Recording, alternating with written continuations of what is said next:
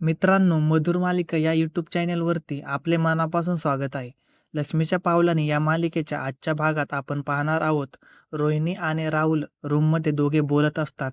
रोहिणी राहुलला म्हणते, राहुल कायम लक्षात ठेव, त्या दोघेही खरे कायम रस्ता काढतात, पळवाटा शोधतात, स्वतःची चूक मान्य करत नाही.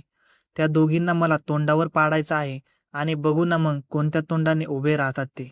तेव्हा पुढे राहुल रोहिणीला म्हणतो की मम्मा, तू त्या नैनाचं प्रेग्नन्सीचं सत्य सगळ्यांसमोर तमाशा करून आणणार आहेस, राईट? नेमकं तू करणार काय आहेस? तेव्हा पुढे रोहिणी म्हणते की तुझ्या बायकोला डोहाळे जेवणाच्या दिवशी मी तयार करणार आहे. ती जे प्रेग्नन्सीचे नाटक करत आहे तिचे ते खोटे पोट पाहायचे आहे मला. आणि डोहाळे जेवणाच्या दिवशी ओटी भरताना तिचं खोटं सगळ्यांच्या समोर आणायचं आहे.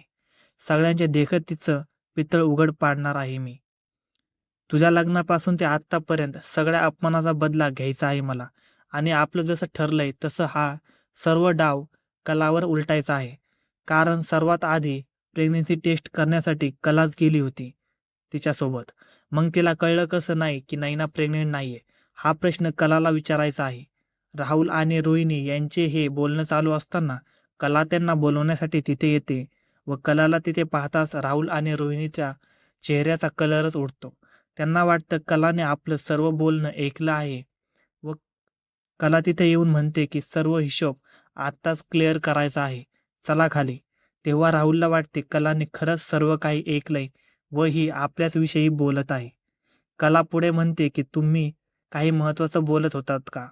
पुढे कला म्हणते की तुम्ही जो साडीवाला बोलवला आहे त्याचा हिशोब आत्ताच पूर्ण करायचा आहे. आजोबांनी तुम्हाला खाली बोलवलं आहे.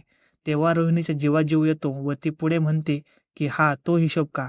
तू हो पुढे, मी आलेच मागून. व त्यानंतर कला निघून जाते.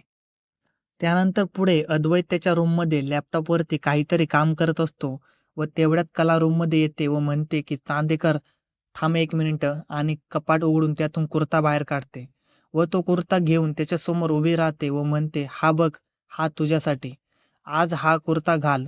तेव्हा अद्वैत कलाला म्हणतो की ऑलरेडी माझ्याकडे भरपूर कुर्ते आहेत, दिवाळीसाठी घेतले होते, परत घ्यायची काय गरज होती?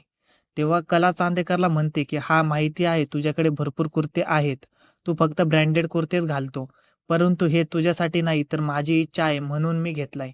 माझी अशी इच्छा आहे की हा कुर्ता आज तू घालावा. तेव्हा चांदेकर म्हणतो, थोडासा ओरडून म्हणतो, हा ठीक आहे, ठेव तिकडे. कला आणि अद्वैतचं कुर्त्यावरून प्रेमळ भांडणे चालू असतात. तेवढ्यात त्यांना खाली बोलवण्यात येते. मग ते भांडतच खाली येतात व कला खाली येऊन पाहते व म्हणते की किती छान डेकोरेशन केलं आहे या मुलांनी. तिकडे नैनाला सौरभचा फोन येतो. नैना सौरभला म्हणते की सौरभ, मला सारखा फोन नको करत जाऊ. सर्वात महत्त्वाची गोष्ट म्हणजे मी तुला जी कमिटमेंट दिली आहे ती मी पाळणार म्हणजे पाळणार. तू फक्त माझ्यावर विश्वास ठेव. तेव्हा सौरभ नैनाला म्हणतो की मी फक्त एवढेच म्हणेन की मला फसवायचा प्रयत्न करू नको.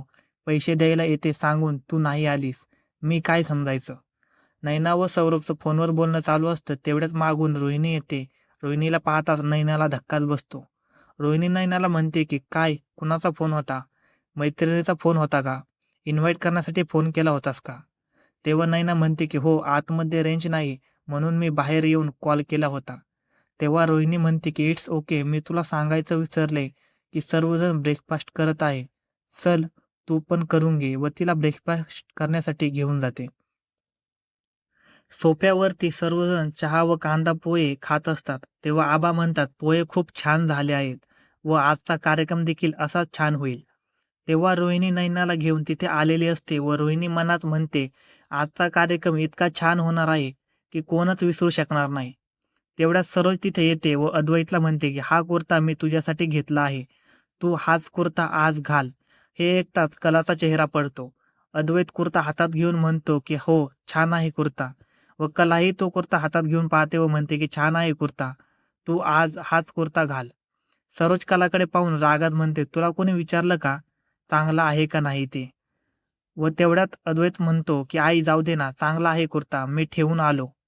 रोहिणी नैनाला सोफ्यावर बसवते व त्यानंतर संगीता नैनाला कांदापोहे खायला देते व रोहिणी नैनाला म्हणते की आज तुला मी सजवणार आहे, बघ तू खूप छान दिसशील.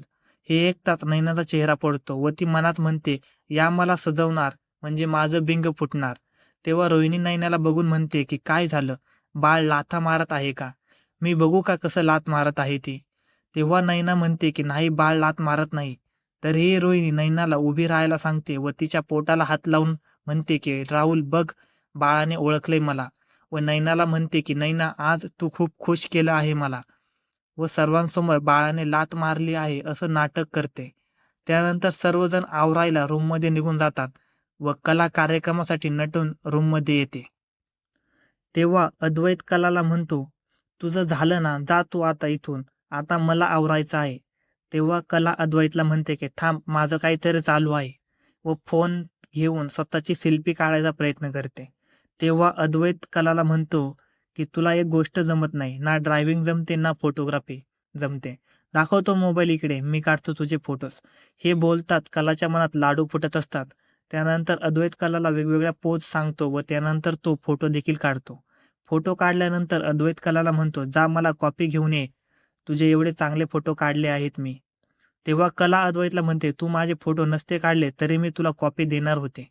मी तुझ्यासारखी नाही आहे आगाऊ. व त्यानंतर तिथून निघून जाते. कला मनात विचार करते व देवाला प्रार्थना देखील करते की आज चांदेकरने मी दिलेला कुर्ता घातला तर खूप छान होईल. पुढच्या भागात आपण पाहणार आहोत रोहिणी कसं नैनाचं पितळ उघड पाडते. धन्यवाद मित्रांनो.